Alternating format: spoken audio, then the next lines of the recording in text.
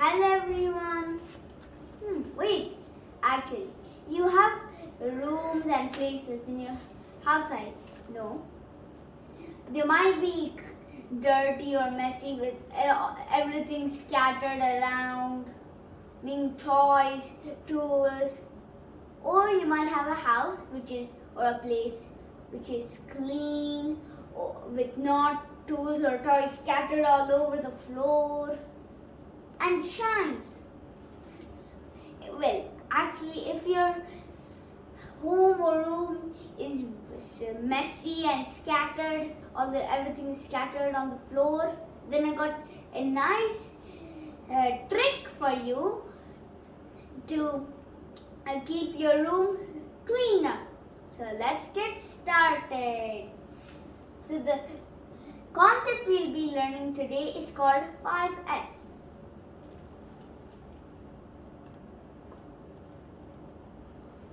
What is 5S?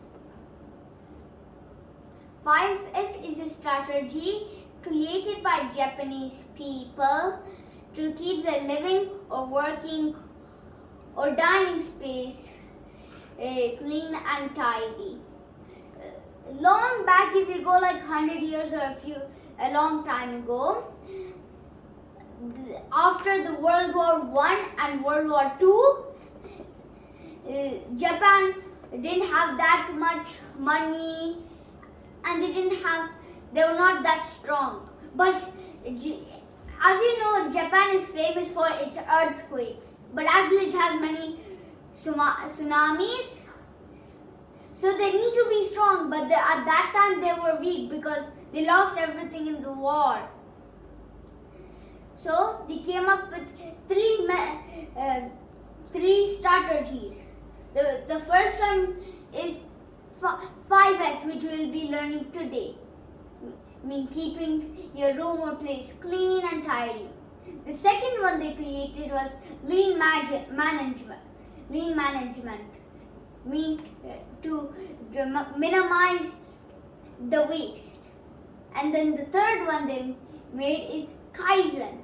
Kaizen means improve little by little. And after a long time, you improve a lot. Wait, why is it called 5S? Let's see. It's called 5S because the strategy has 5 steps which all start with S. In English and as well in Japanese. It all start in S. So now you'll see what are the steps called. The first step is called sorting. The second step is called set things in place.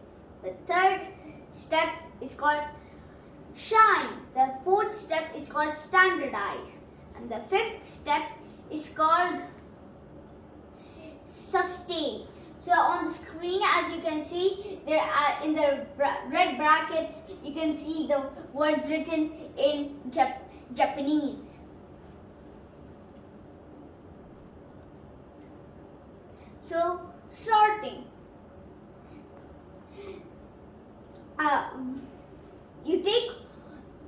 You choose a place, and then you take all the stuff in the place and separate them into 3 groups. Wait, what are the 3 groups called? The first group is called important for present, important for future, but the third one is called not important.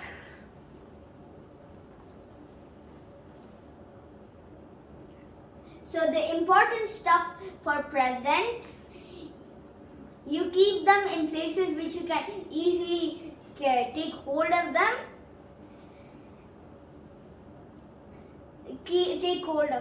But in the present for future, you keep them in a cupboard.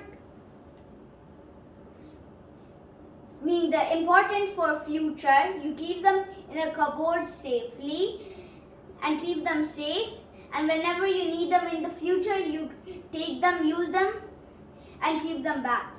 And the not important things, if they still work, you can give them away to some people who need them or want them.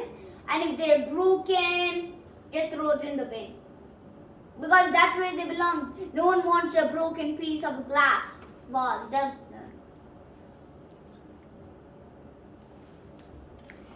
So now we'll be moving on, set things in place.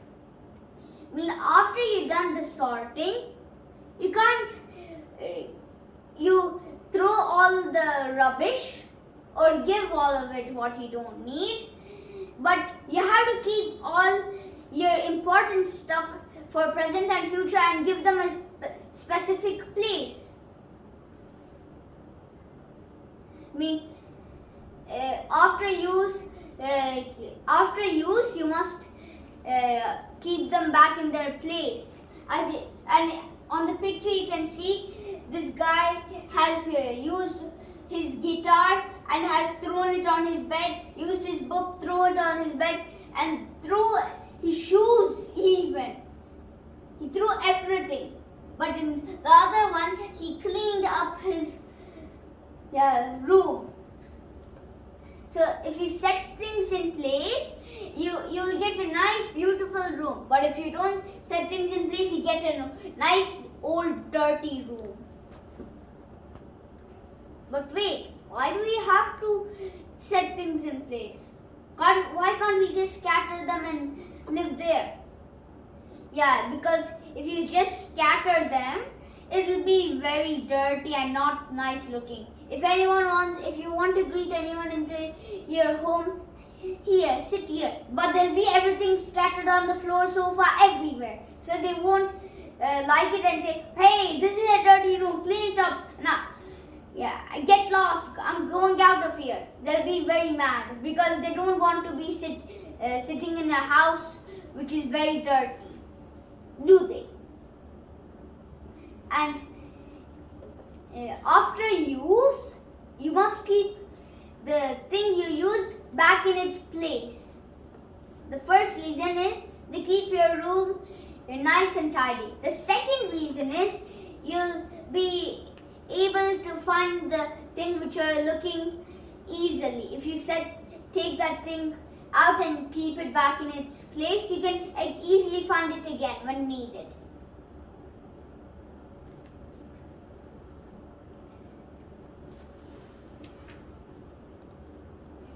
Now shine. Now you got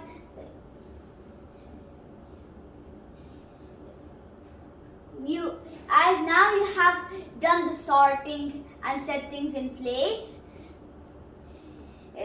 There might be little dirt, like sand, dirt or mud. So we must vacuum and after use you must clean what you use and keep it back.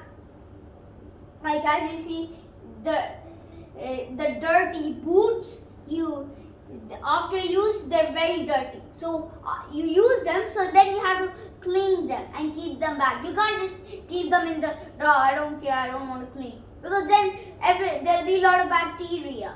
So you have to clean.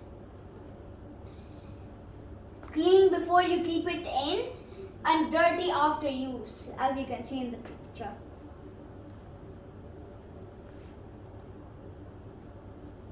Standardize. Standardize helps with these first 3 steps. You make rules to follow these first 3 steps. The rules are sorting, set things in place, and shine. Example, wash shoes after use. Like, take a bath when you come home from play or outside. Vacuum the room every week so it's nice and beautiful. Make an activity chart to make sure you follow these rules. So you don't forget these rules, and you'll always every day know that you did this rule or not. As you can see in the picture, there's a chart, so it's better to make a chart, but if you have very good memory, then you can just keep it in your mind, but it's always good to keep a reminder or a chart. The last rule is called sustain. You can't just do it for 1 week or few days and then stop it. Okay, I'm so bored of doing 5S, let me stop. So what we do is keep on doing it after, when your room gets dirty or you get more not needed things, you again have to do sorting, and if your stuff are a little bit dirty, set things in place. So you have to do them over and over. As you can see on the picture, it's saying over and over like arrows. And you keep on doing these 4 steps always. Never stop. Time to time, the above 4 steps to repeat it in order to keep the place clean and in order. Hope you enjoyed learning with me. Keep your room clean with 5